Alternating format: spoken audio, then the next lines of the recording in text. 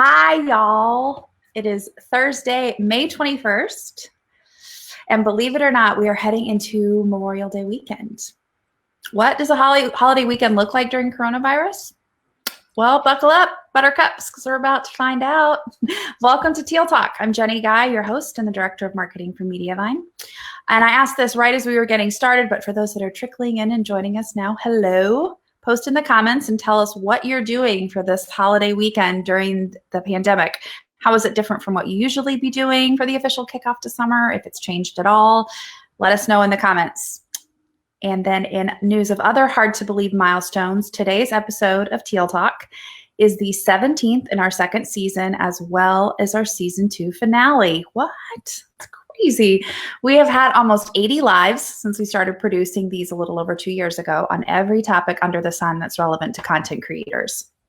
I get to talk with super smart experts about SEO and Beanie Babies and learn, and it's the best job. And we wouldn't be here without the support of my team, and you guys are awesome audience. So thank you from the bottom of my black little heart for watching. I appreciate it.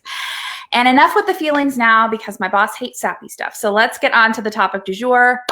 What do you know about virtual assistants? Have you been one? Are you trying to hire one? What is your experience in this area? My guest here is today is here to help us with everything VA. She knows all the things, and it's past time to meet her. Kayla Sloan is a business coach for virtual assistants and a business systems and outsourcing expert. Kayla has been working with successful entrepreneurs since 2014. Her one-on-one consulting program, Six Figure Systems, helps online business owners scale with systems and building a virtual team. She's also the founder of 10K VA, her flagship program where she teaches virtual assistants how to earn up to $10,000 per month working online. Welcome. Thank you for joining us, Kayla. Thank you so much for having me. I'm really excited to be here. We're excited too to have you. We chose this topic because we were looking for things that we hadn't covered and that might be interesting to people during this very strange time that we're in. So starting out, everyone in the comments, post in the comments, tell us about your experience as a VA or hiring a VA or anything VA. And if you've got questions for Kayla, shoot us a comment and we will make sure to get you taken care of immediately or as quickly as we can. So as I said in the intro, VAs are kind of your thing. Let's just say, why do you love them so much? How did you get into the VA life? Tell us a little bit about your experience. Yeah. So, my experience was that I kind of got into the VA thing, so to speak, a little bit on accident, actually. I started blogging back in, I think it was 2013, and started blogging about paying off my debt because I had graduated college recently. I had student loans, credit card debt, all of those things. Was trying to figure out how to navigate the world of personal finance as a young adult.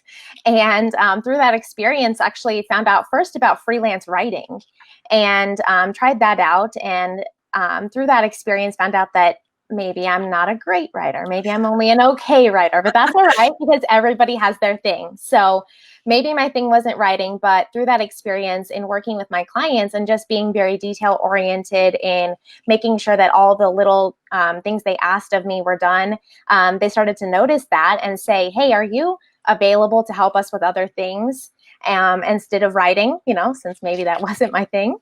And so kind of fell into the world of becoming a virtual assistant through that pathway. But since then have really grown it first to become a full-time job for me and was able to replace my full-time job's income. And then since then have actually created my own training program to teach other people how to become a virtual assistant as well, because so many people were coming to me asking for advice on how to get started after I had kind of built up my business and reputation within my online community.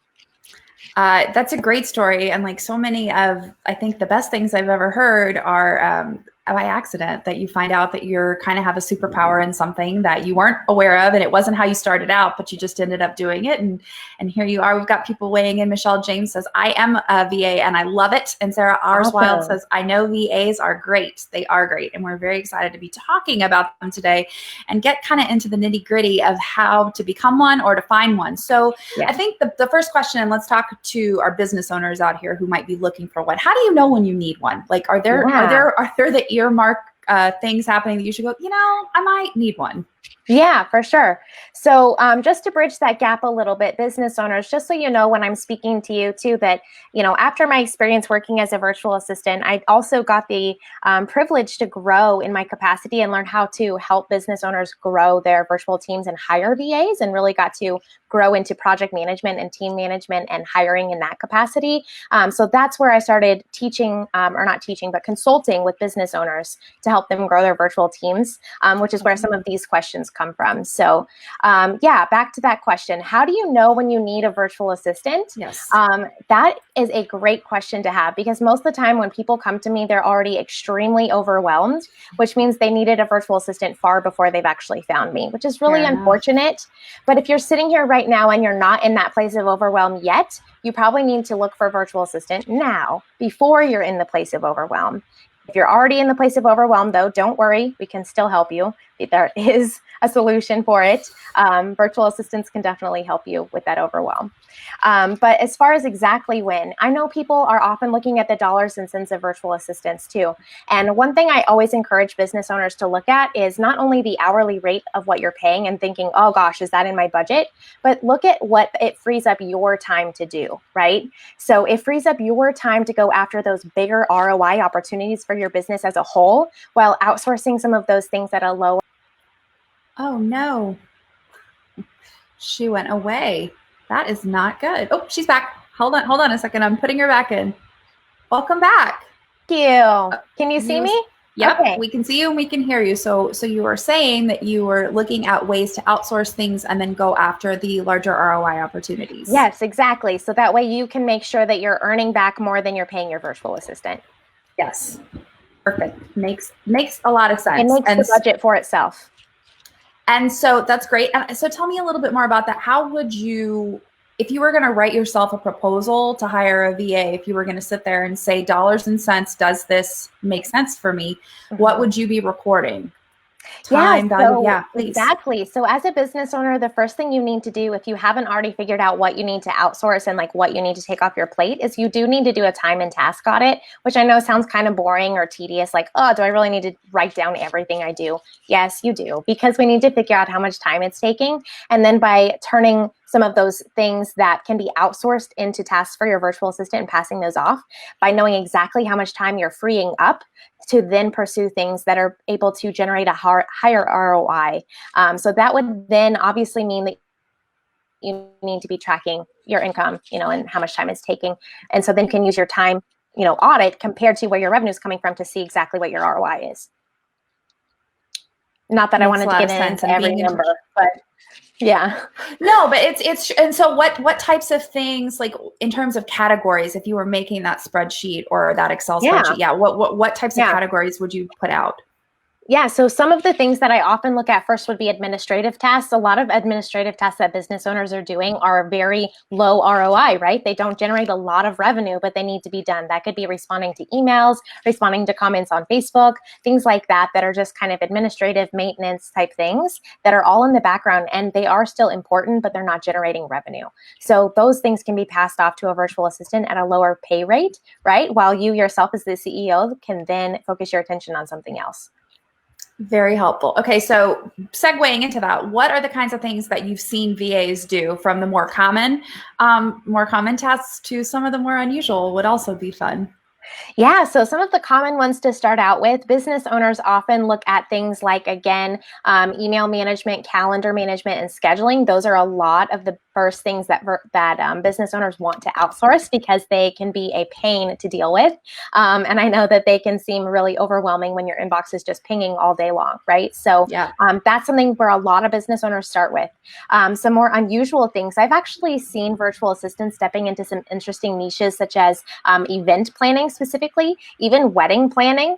There's actually virtual assistants working directly with brides, or even working with wedding planners to make some of those phone calls and set up events and things like that. So that's actually a fairly unique way that some virtual assistants are working with other types of businesses too. That's great. And a great segue with those organizational skills and ability to problem solve and pull people together. That's great. Okay, Natalie Bardowell says, I so need a VA, but scared to make the transition financial wise. Is that a common thing that you hear? What would you say to Natalie? Yes, that is something I hear commonly. And again, coming back to that time and task audit, if you're outsourcing those things and then focusing your attention on things that generate more revenue, then you've basically created enough budget. The VA has created the budget themselves by taking those things off your plate, right? So that really solves the financial issue as long as you can get those things taken off your plate and divert that attention to making more money. Fantastic. What are some of the things then that you would recommend people throwing their attention into once they have a VA? Where do you see people spending that valuable time that they've freed up? Yeah, a lot of my clients use that freed up time to launch new products, whether that be new content mediums such as YouTube channels or podcasts or things like that they haven't dove into yet if they're already blogging. Some of my other clients that have freed up time with virtual assistants will then turn around and use that time to improve old content on the site and oversee content audits, especially if your blog started out as a personal blog. I know that's something where a lot of us started out as personal bloggers telling our personal stories. I know there's tons of that on my own site from clear back when that at some point will probably need to be cleaned up during a content audit, and that stuff's very personal. So maybe it's even that, even if that's not a huge ROI thing, there are still some things that are very personal that you want to handle yourself, and you've created time now for yourself to do that. Definitely. Love that. So back to an important question that always comes down to this is, how much does a VA cost, or should it cost? Yeah, so speaking about virtual assistants that are United States based, you're going to be looking to pay anywhere probably between about $20 an hour to as much as $50 an hour if you're hiring someone who is serving more in a management type role or highly technical services. $20 to $50. Okay, that's reasonable. Natalie said, yes, I'd love to never respond to an email again. Michelle Feuerborn says, totally agree. I outsourced Pinterest last year. Best decision ever. Saved me hours. Pinterest traffic is now 380% higher this year than last year. Yes, that's another great one. Social media and Pinterest for sure. Proof is in the pudding. Okay, so where can you find a VA? Where can you look for a good one? There's some places you can look for great virtual assistants. One great place to look is always at your own audience. Again, if you're coming from a blogging background and you have an email list, your own audience actually can be a great place to find a virtual assistant if you don't know any within your own network. The other place to look is just to ask your fellow blogger friends and business owner friends who already have virtual assistants who they work with. If those virtual assistants are still available, then that could be a really great opportunity for you to find someone who's experienced. And the other place to look is people who have courses and have created places where you can hire virtual assistants, which is something that I do help with my course graduates to connect with business owners too.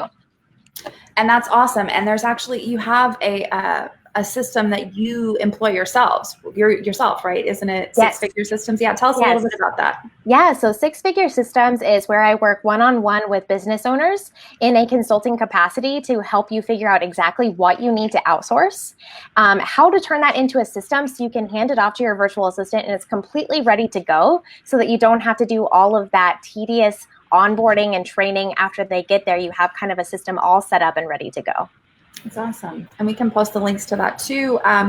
So Kimberly Roseman Stevenson said, I'm one and I enjoy the work. That's good to hear that you enjoy it. And I think it seems to be a pretty natural transition from somebody who is doing a content creation or a career on the internet to slide over into becoming a VA. Do you have a lot of VAs that are content creators, bloggers, website owners, things like that? Yeah, I actually have a lot of bloggers who become virtual assistants, but I've also seen a lot of people who find out about virtual assisting and then also start a blog. So I think it can kind of go both ways. I think they're very relatable skills. And I think the other huge benefit of that kind of cross, whatever pollination, is that, having a blog and a website as a virtual assistant can serve as a portfolio for your own work to showcase your own skills and what you know how to do. Fantastic. Okay, we've got some questions coming in. Larisha Bernard says, I'd love to hear thoughts on hiring VAs in the US versus outside of the country. Great question. Yeah, I haven't actually hired an international virtual assistant myself, so I can't speak specifically to the hiring process for international virtual assistants, but I have worked with a few with some of my clients who already had them on the team when I came on board. And working with international virtual assistants was still a very pleasant experience. I didn't really have any issues. There is some additional sometimes communication barrier, and I know sometimes time zone can be a little bit of an issue if you're trying to have like a team meeting or something like that on Zoom. But other than that, it really was great still in my experience working with international virtual assistants. That said, they do need more training, more guidance, more editing if you're having them doing anything with written communication typically. So that's something to consider in your budget, is that although they may seem cheaper per hour than a United States virtual assistant, they are going to require more oversight. That's a great tip to have in mind when you're looking at how much you're wanting to invest. They might be potentially less expensive financially, but more expensive in terms of the time you're investing on the front end to get them all set up and ready to go and to execute your will. Mm-hmm. Natalie said, any tips on finding a VA? We're going to talk about that more in a little bit. And then she also said, do you recommend starting with a certain amount of hours to test a VA? And she said, can you tell I'm nervous and overthinking it? I understand. It's a big decision. It is. That is so common. Overthinking it happens all the time, but I promise everything's going to work out. Although hiring is a big decision. I get that too. So when it comes to kind of testing your virtual assistant, one thing I always recommend to business owners is that you start with either a trial period. So, say I'm going to bring you on for 30 days. We want to make sure this is a great fit, however long that is. Doesn't necessarily have to be 30 days to make sure it's a fit for them and for you. But the other option, if you don't want to do a set time period, is you could do a test or trial project. So maybe you have them work on a specific, I don't know, maybe if you're a blogger, maybe you have them work on a specific blog post and prepare that for publication if that's something you're hiring for. Test them out, see how they do following your instructions, right? See how it goes as a test project. It's fantastic advice and very helpful. Also to see, I think part of what can happen is that it's not a value judgment about someone being good or bad if it doesn't necessarily work in terms of style with you and your work style and the way you like to communicate. Like those are very specific personal things that I think are important when you're looking for somebody that could potentially become your right-hand person. So exactly. Yeah, it's not even necessarily always about the specific skills. Sometimes it's just about the fit. That makes a lot of sense. That makes a whole lot of sense, the fit between the two of you. So Danny Klein asked, how expensive are VAs? You had mentioned if you're using US dollars, a $20 to $50 per hour rate. Is there a typical amount of time that you see people hiring a VA for, or is that just basically run the gamut and up to the person? Yeah, it's all over the board. It really depends on what you're needing and can really vary so much from business owner to business owner. So yeah. As far as hours go. It can totally vary. Guys, if you're out there and you are a VA or you are a business owner that has used a VA, are you still, with all the craziness happening with the Rona, are you still hiring your VA? Are you still giving them hours as a VA? Is it something you've thought about picking up? Talk about how this pandemic has impacted you if you are a VA. Kayla and I were talking about it before we went live, and we're interested to hear what feedback you guys have. And in the meantime, while we wait on those responses, what questions should you ask when you're hiring a VA? I know that it will probably have to do with what specific tasks you're having outsourced, but are there some general questions that people can ask just to kind of get a sense of who this person is? Yeah, some great questions to ask when you're interviewing a virtual assistant. A couple of things. First, you're always going to want to ask where they're located. Maybe not where, but always time zone, at least, because they're virtual. So you want to make sure that they're on a time zone that can kind of communicate well with yours. If you're going to have team meetings or anything like that, that could be really important. And depending on, timeliness for your business, depending on how big of a deal that is for you.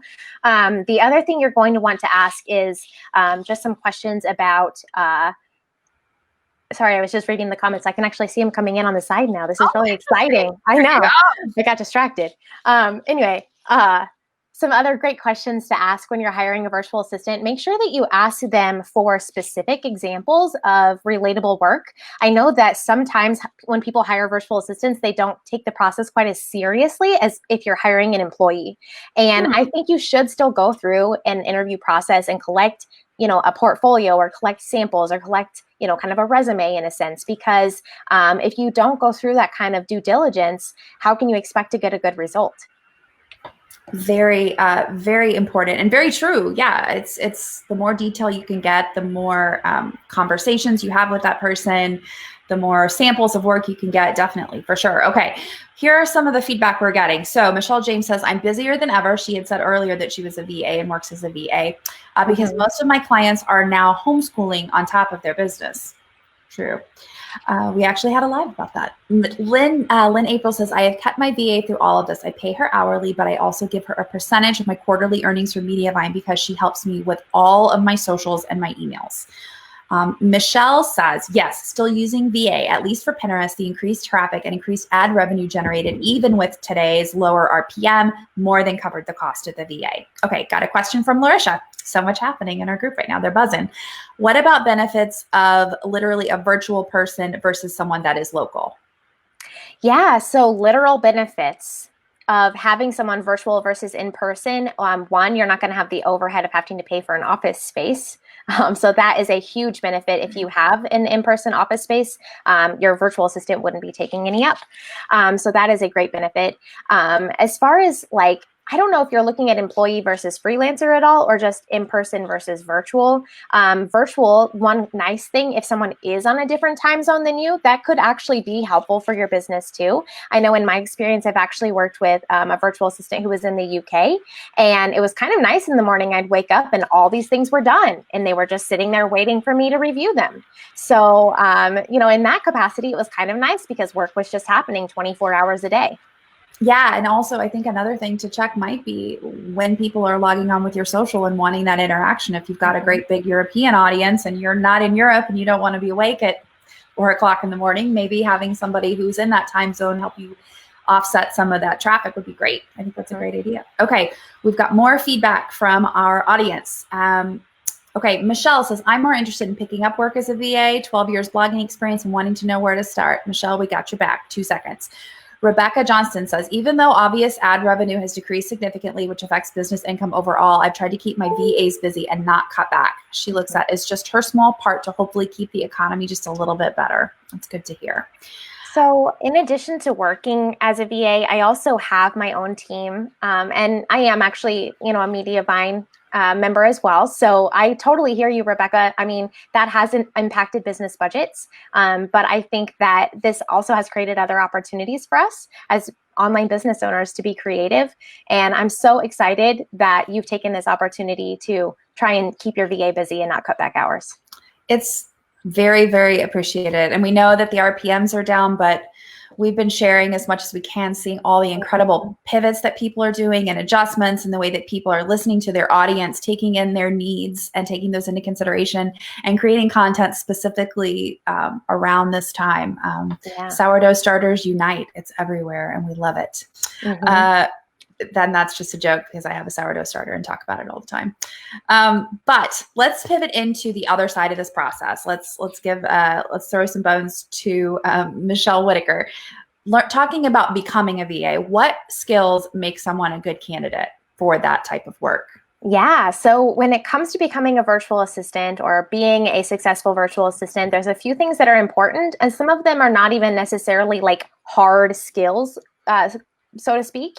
They're really just like traits more so, like being able to be very self-motivated, especially because you're working virtually from home, right? So you're going to need to make sure that you get your work done and that you're disciplined enough to do all of those things.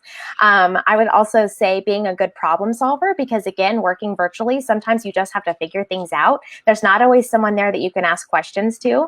Of course, online resources are great, but also just knowing how to use those, because you may be surprised, but I have worked with virtual assistants where I've had to kind of be like, well, did you Google it? So Trust Dr. Google.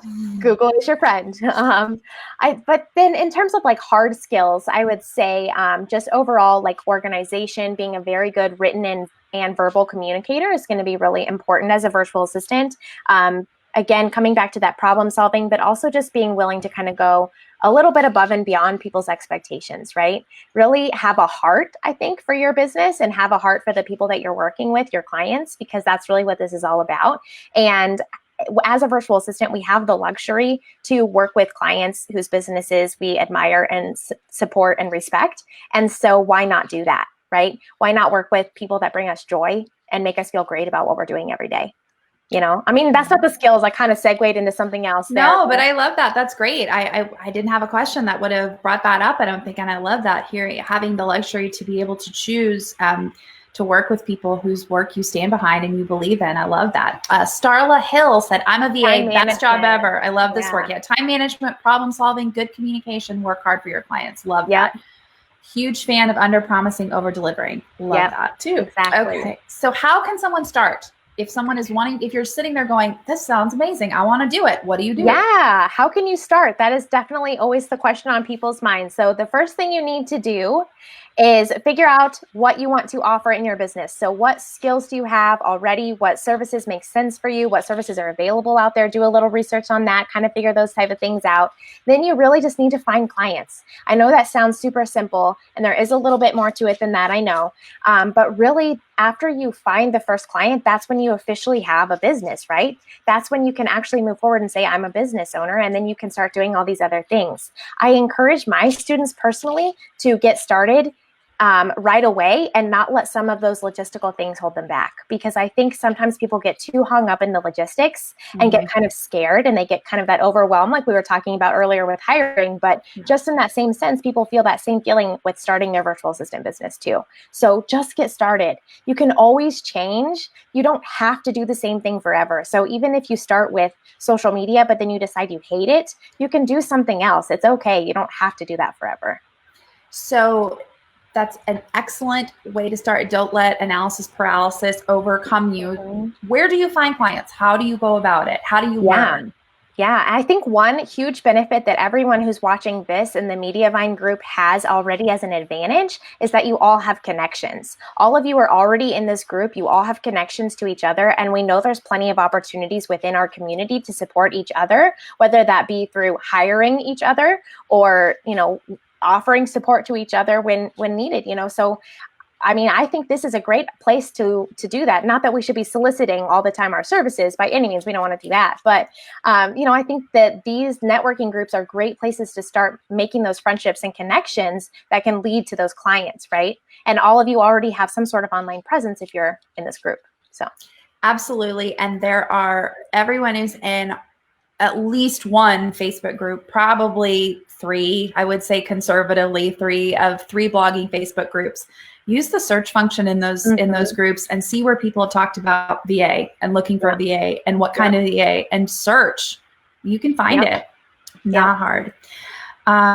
So money is on everyone's minds all the time. We know this, but especially now. So in terms of setting up pricing, as a VA, what is a reasonable expectation for earnings starting out? And your course is called 10K VA, which implies a very high paycheck coming towards you. So talk to us a little bit about how you came up with that name and about pricing for people getting started in this business. Yeah. So for me personally, when I started as a virtual assistant, having told my story earlier, I kind of fell into it accidentally. And I started out charging, probably undercharging a little bit. I was about $15 an hour getting started as a virtual assistant, in all transparency and honesty. And since then, obviously, my rates have increased over time. But as I did that, I was able to grow my business to where I was earning over $10,000 per month consistently from my virtual assistant clients. So just from my virtual assistant services, not from other streams of revenue, $10,000 per month consistently. So in order to do that, I mean, there are several things you need to do as a virtual assistant. I mean, you can start out hourly. A lot of virtual assistants do because they simply aren't sure how to set up package pricing.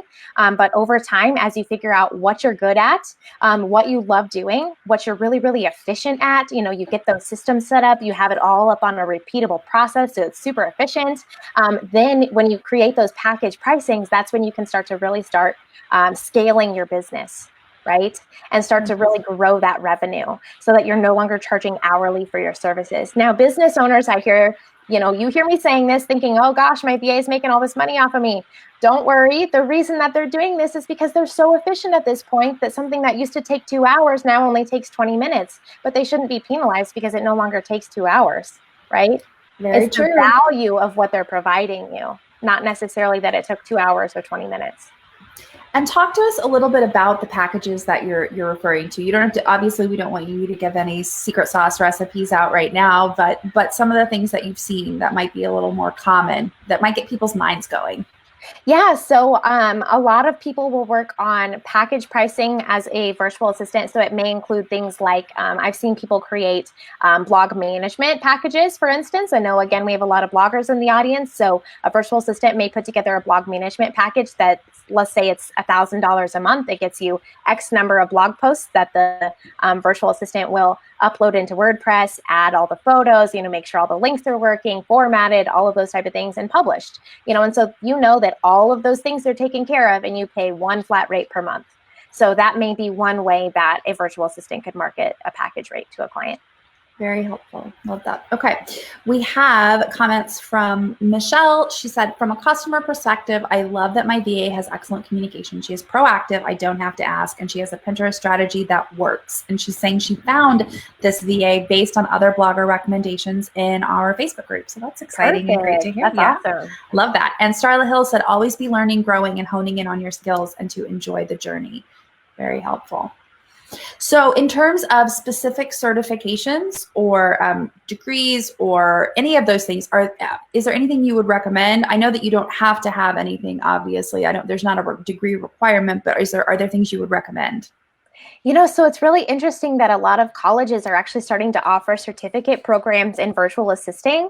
Awesome. I've actually seen that popping up all across the country, which is really interesting, but certainly not required. In terms of recommended certifications, no, I really don't think there's any needed. In fact, a lot of times, things that you've earned outside of specifically online business or virtual assisting can still be transferable. I know a lot of people who have experience and may have certifications in bookkeeping or accounting, and they may then go offer those as virtual services as a portion of their business or something like that too. So I know that those can be value adds, but they are certainly not required. No certifications required at all, which is great. So outside of required, are there any places that you've seen that you would recommend going? I mean, other than your own? Tell us a little bit about your own, right, and then maybe some recommendations that you'd make. Sure, yeah. So I do have my own training program, of course. It's called 10K VA, as we mentioned earlier. So within that program, I teach all of the aspects of starting your business all the way to scaling to earn as much as $10,000 per month. I can't guarantee it, of course, but you can earn as much as, right? I've seen it work for me and students, which is great. But the other places you can go for training, I would look at skills trainings programs. Those can be a little bit more difficult to find specifically for virtual assistants, which is why we actually created that as an add-on for students as well.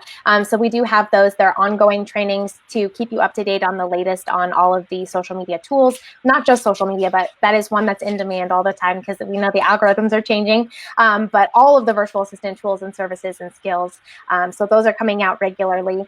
And then as far as other places to look, honestly, I look at a lot of free resources such as blogs, tutorials, things like that. They're going to be really, really helpful. And I know there's a lot of resources within the Mediavine community as well that can help you get started with all of those services and skills that you need to learn.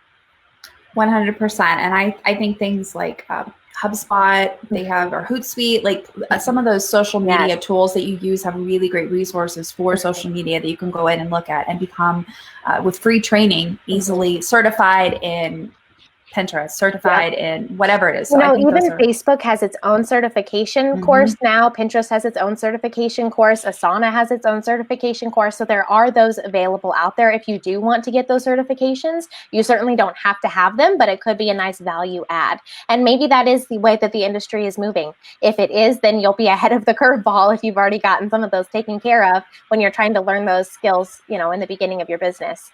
Another place that I would recommend too is Grayson Bell, a good friend of mine from imarkinteractive.com. He has a free WordPress course that's available, and it is phenomenal if you're not already familiar with WordPress specifically or need to brush up on that, or feel like you, even as a blogger, need to brush up a little bit more on WordPress so that you can fix some of your own things if they break on your site. His course is phenomenal. It's a really, really great resource. Love all of that, and very easy. I always find courses, even if they're not required, help me feel more confident in my own knowledge and be able. And also, it's never bad to have something to put on our resume, like officially certified in XYZ. Exactly. So let's talk about potential pitfalls for both sides of this equation. What are some of what's the biggest mistake you've seen VAs make starting out? And then what is the biggest mistake you've seen bloggers make, or what should be avoided when they're working with a VA?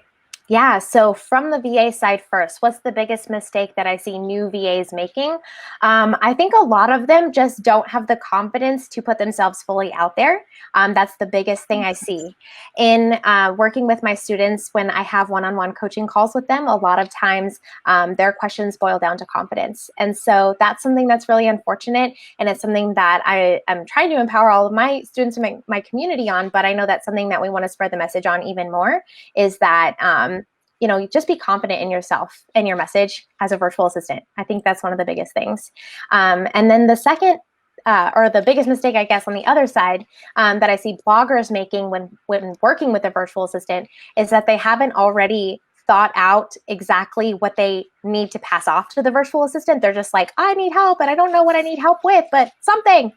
And then when they get ready to pass something off, they don't have clear instructions, which just kind of sets both people up for failure. Either the blogger gets frustrated because the VA is asking questions, or maybe the VA doesn't feel like they can ask questions. And so the blogger is like, why isn't this done the way I wanted and you didn't ask? So there's just some communication issues there sometimes, I think, and preparedness before hiring. I think that's important.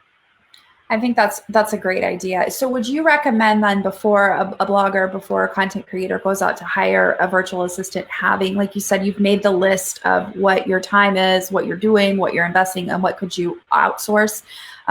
Would you recommend having them, like you said, a specific project? So having a very specific, I need you to do emails. I need you to do Pinterest, having a specific and finite area to start, and then potentially adding on other areas? Definitely. I think you don't want to overwhelm your virtual assistant with like 15 things at once either. So maybe you pass off just email, and then you add Pinterest, and then you add, Facebook, and then you add whatever else you need, right?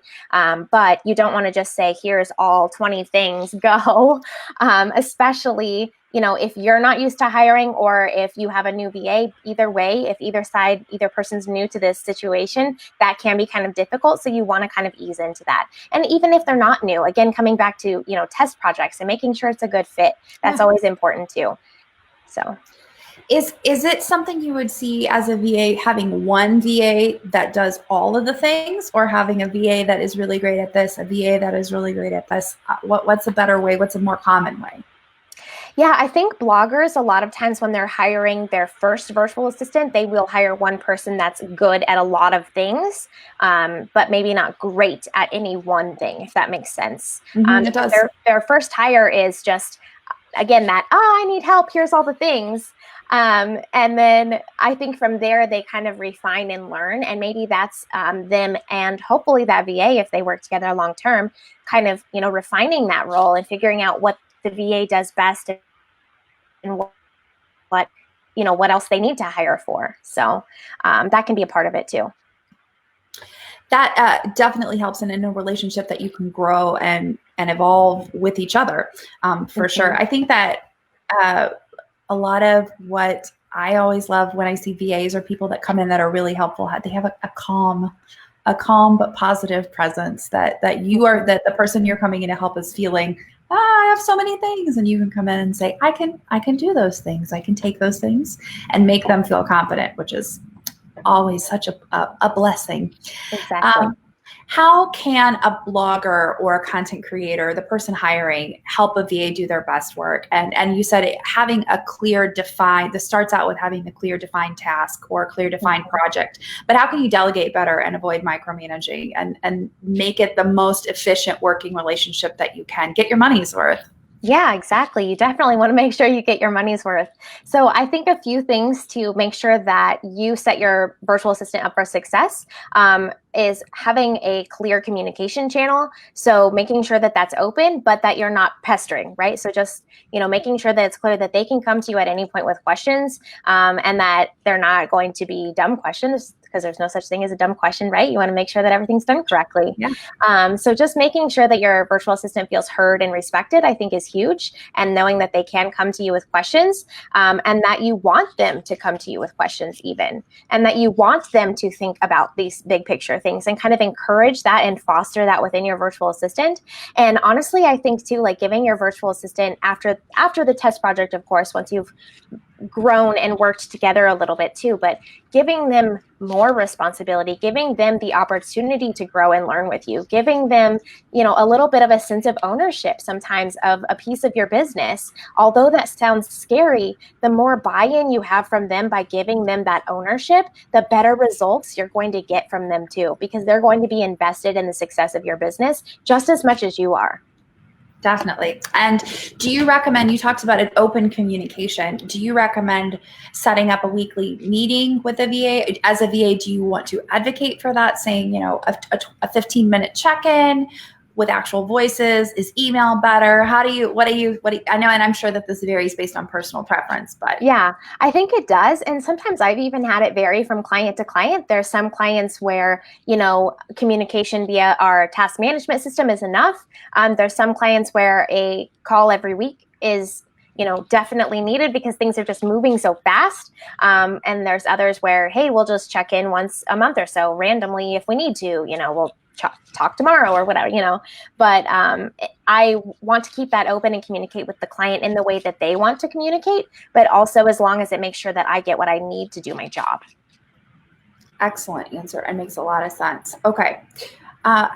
When you're a VA and you have a lot of clients, how are you juggling and prioritizing and keeping that workflow? Are there any great tools that you would recommend? Anything that would help people juggle? Yes, juggling multiple clients and multiple deadlines can be a challenge for sure, especially if you're just getting started kind of doing that and you're not used to that. If you're coming from, being an employee where maybe you only had one boss or kind of one area, and now all of a sudden you have 5 clients and you kind of feel like you have 5 bosses. So that can be a little bit of a scary feeling at first. So my recommendation, if you're not already on a task management system, is to start using one as soon as possible. So that could be something like, I personally love Asana, but there's also Trello, Monday, ClickUp. I think maybe Monday became ClickUp. I'm not sure. They keep changing names, but there are several of them out there. I know for sure. Basecamp is another one too. So definitely look into one of those tools and use whichever one works best for your brain. That's what I say, because all these tools are very similar. They have similar features, but they work slightly differently. So if one, method works better for your brain, if a checklist or the card ones or whatever, the calendar, whatever works best for you to make sure you get everything done, do that, right? Do what works best for your brain.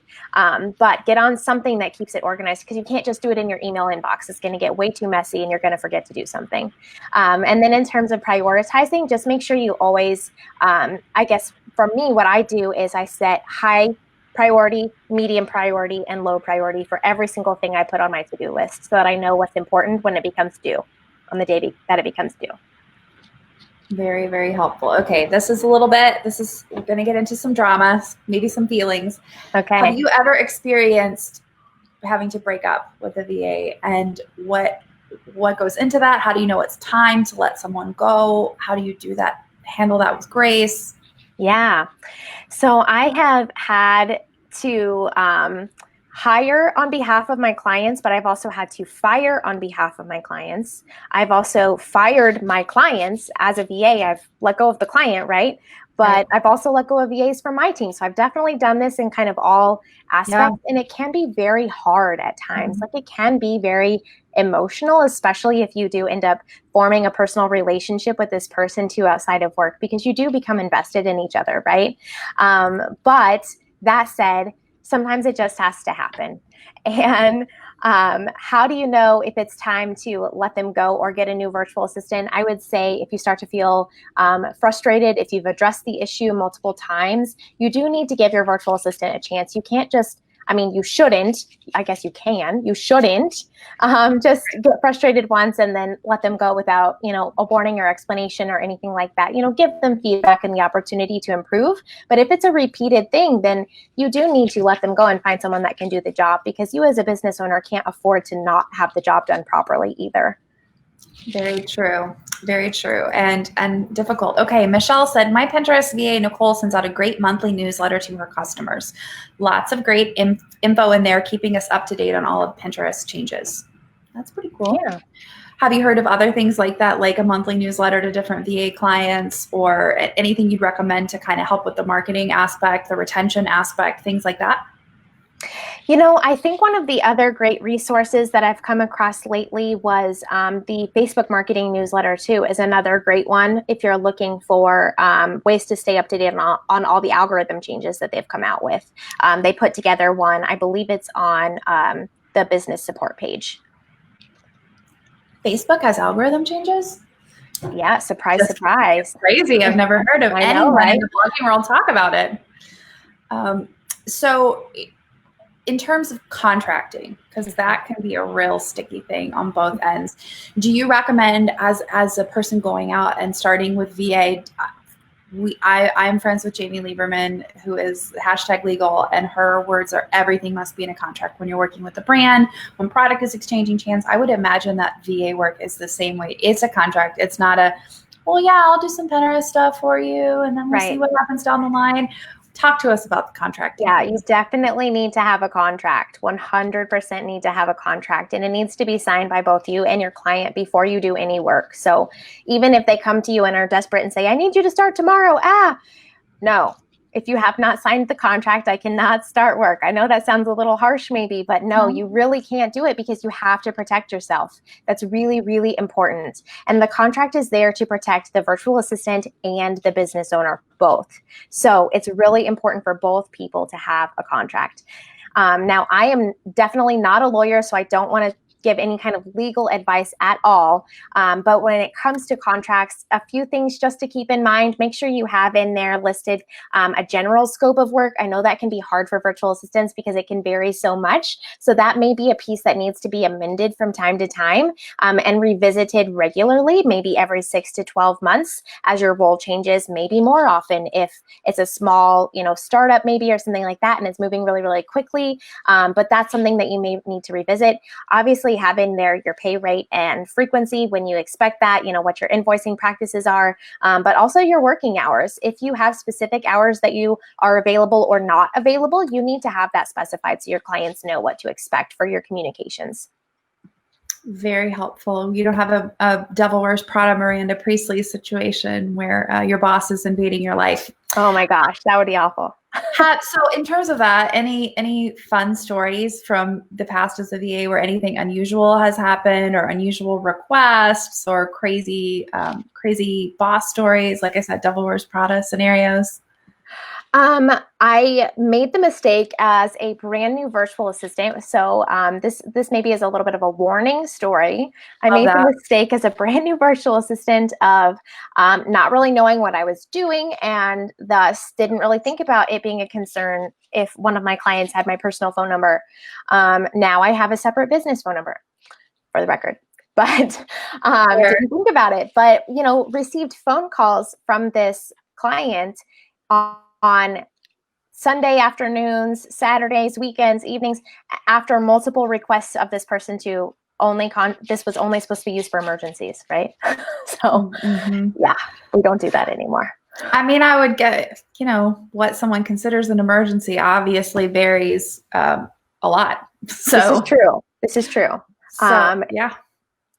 We'll just say it was probably not an emergency, but I mean, I think that's fair. Or they need to maybe find a different line of work if there are that many emergencies occurring on a weekly basis. Potentially, you need to look into something else. It doesn't sound like a lot of fun. And so, you would definitely recommend a business line. Or I mean, I can't. Are there any circumstances where you would give a client a personal phone number again? No, I don't think so. Okay. Fair enough. The only other option I would look at is the phone number I did look into was getting a Google Voice number. You could do that if you wanted to give a phone number to a client. That way they could call or text that number, but it doesn't have to be connected to your phone. That is a very good idea. Okay. And they are free. And you don't have to worry about getting texts at 4:00 in the morning about that Pinterest pin. Larisha said, I'm pretty sure that Jamie from last week has a contract on her site that's available to purchase for VAs, a boilerplate contract that has the basic things covered, and then you can fill it in with scope of work and your specific payment preferences and details. Okay. How many clients should a VA take on? How much is too much? Ooh, that is a very interesting question, and probably one I haven't thought too much about, because I think it can vary quite a bit. It depends on if you're taking on a client who needs 30 hours a week or a client who needs 5 hours a week, and what your personal availability is too. Are you doing this on top of a full-time job, or on top of homeschooling your kids right now, or, on top of other responsibilities? So it really can depend on just what your own availability is. So that is a lawyer answer. I love lawyer answers. It depends. Always my favorite. Yeah. How do you personally communicate how do you advocate communicating with VAs? Is there, do you think email is the best way to do it? Do you, like you said, it can depend by style, but what is your standard advice that you give? So for me personally, I communicate with my virtual assistants and still communicate with any long-term clients that I'm working with too via our task management system, which again, we use Asana. We typically don't email each other because we do leave all of our comments and kind of communications within our task management system. And then we do use Google Docs for sharing files and things like that. So we use Google Drive. And then we do also have a meeting on Zoom, regularly or semi-regularly for client work. So we do that as well for communication. So fantastic. Lots of different tools there to learn. Okay. What does your day look like? What's a standard day as a VA look like? Oh gosh, I wish I could answer that one too. But again, it just really depends so much on what you do. But for me personally, when I was working with multiple clients at once, which I don't work with as many now, but when I did, my day looked a lot like I would try to batch by type, not by client. So for me personally, I liked to do all of the social media work. Oh, let's see the camera. There we go. All of the social media work at the beginning of the day. And then I would do, something else towards the middle, and then, something else in the afternoon. And I actually try to batch by energy level. So for me, I actually probably wouldn't do social media first. I'd probably try to do something that requires more energy, because for me, I'm a morning person. So I have more energy in the mornings typically. So I try to do that as much as possible. And then after lunch, actually, right about now, I'm about to hit that 3 o'clock slump. So then I typically try to do some of those easier things in the afternoon when I start to get a little bit more tired. Oh my gosh, we're the same. I need to, if I'm going to do something that requires a lot of brain activity, write something original, things like that, I can do that. I need to do that in the beginning of the day when I'm fresh and I haven't had all the people ask me all the questions and all that. So that makes sense to me. And learning that about yourself is so helpful. Okay. So we are about out of time right now, which is crazy. It's been a crazy hour, but lots of comments, lots of great feedback from our audience today. Thank you guys for that. So I wanted to ask you one more question and give you kind of a quick second while I make an announcement, and then come back and have you ask it. So for somebody who is looking to dip their toe in the water after Memorial Day, let's say after the holiday weekend, I want to get started as a VA, what are 3 things you would have them do? And then for somebody or you don't even have to have 3 things, what is the first thing you would have them do? And then for somebody who desperately needs help immediately, what was the first thing you would have them do on the Tuesday after Memorial Day? Yeah. If you'll think about that for 1 second, and I'll quickly make my announcement. Okay, guys, I usually announce the next episode of Teal Talk at this time, and I'm not going to, because the next episode of Teal Talk won't be till September, because we have the Summer of Live starting in 2 weeks. I can't believe it. The schedule has come out. It's on our Facebook page. It's a great summer. We've taken all of our amazing speakers that we could fit in from Baltimore. Our SAD, pour out one for Baltimore, but our SAD conference that we canceled, we've taken those amazing speakers and we've put them into the Summer of Live. So we're going to have action-packed 12 weeks of solid content there, and we're really excited on everything from Google Analytics to working with a mastermind group, to Gutenberg, we're covering so many things, and we're really excited about it. We're starting in 2 weeks, as I said, Thursday, June 4th at 2 p.m.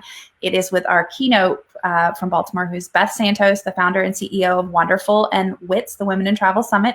And she's going to be talking about From Me to We, transforming your blog into a business that is bigger than yourself, which is an awesome topic. She's great, and we're super excited to have her. And then there might be, we were going to have a week off, but there might be some fun Mediavine product to show you between now and then. And I would hate to go too many weeks without having Eric Hochberger, CEO, on. So we might be announcing that. So keep your eyes on our Facebook page. But for now, before we end our Teal Talk Season 2, Kayla, I couldn't think of a better way to end, and I would love to have your answers on things people can get started on right now. Okay, let's do it. So virtual assistants, when you come back on Tuesday after the Memorial Day weekend of refreshing, right? The first thing you need to do is check out my free workshop. I know the link was put in the chat earlier because it goes over 5 specific steps to get started immediately with your business. Yay. We also have a free download to help you figure out exactly what those services are that you want to offer. So, I mentioned earlier that was step 1 before you start looking for clients, right? So that is actually a free download that comes with that as well. So you can literally get started with that immediately. Love that. And it's free. Love that so much. Yep. So exciting. And then, okay, if you are, that is for both. That is for people looking to become a VA. Looking to become a VA. Okay, now those that want to hire. Yes, if you want to hire a virtual assistant and you haven't yet done it, the first thing you need to do is your time and task audit so you can figure out what you need to outsource. Okay, and then after you're done with that, then you need to go fill out the Find a VA form on KaylaSloan.com, and we will help you get the perfect VA from our course graduates. Love it. And they'll be trained and ready to go with all the systems. Okay, we're posting all those links in the comments. Kayla, thank you so much for being here. It's been a delight. Thank you so much for having me. I hope it was really helpful. Happy to answer questions afterwards too, because I am in the group. So she'll be around, everybody. And guys, have a happy Memorial Day. Thanks for a great season of Teal Talk. And we'll talk to you everybody soon for the Summer of Live. All right. Bye, everyone. Thank you.